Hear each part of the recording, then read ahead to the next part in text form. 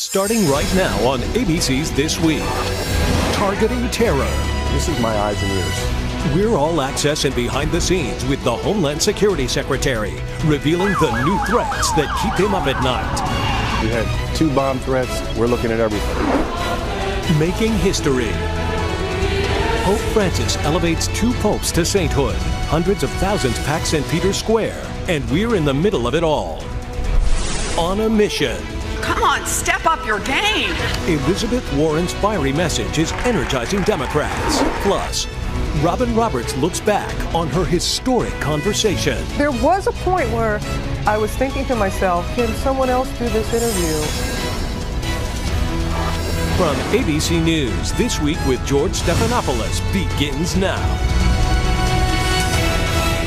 Good morning. Lots of ground to cover today, and we begin in Rome, where 500,000 pilgrims now packing St. Peter's Square to witness a moment in history.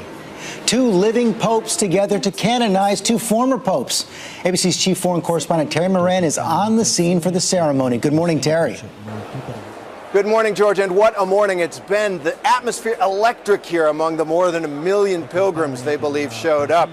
And they streamed into St. Peter's Square, beginning at dawn, filling the place, the long avenues, to witness that moment, the high ceremony of the Catholic Church, Pope Francis with Pope Benedict in attendance, making saints of 2 of their predecessors, John Paul II, John the 23rd.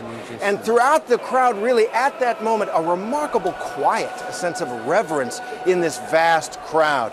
Pope Francis concluding the ceremony and touring around in his Pope Mobile, electrifying the crowd even more.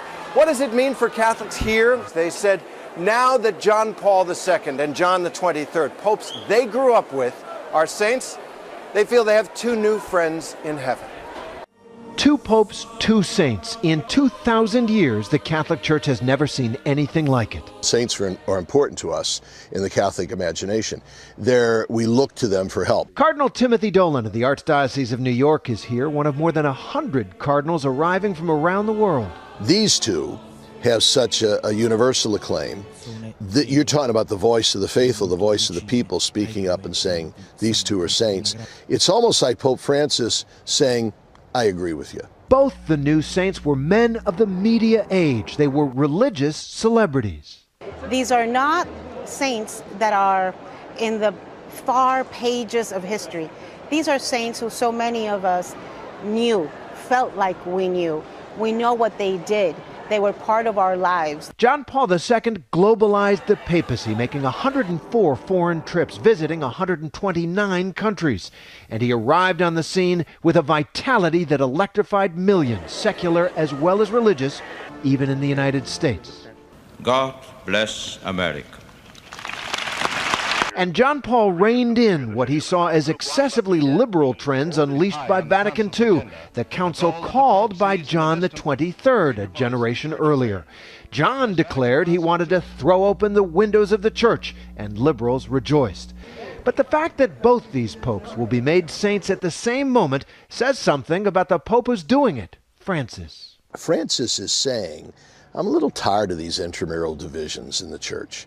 I don't like all this arguing. So he says, guess what? I'm going to build a bridge and bring them both together and bring the church closer together. Francis bent the church rules for both the popes he makes saints. For John the 23rd, he waived the usual requirement of a second miracle. For John Paul II, he continued the fast track to sainthood begun by Pope Benedict.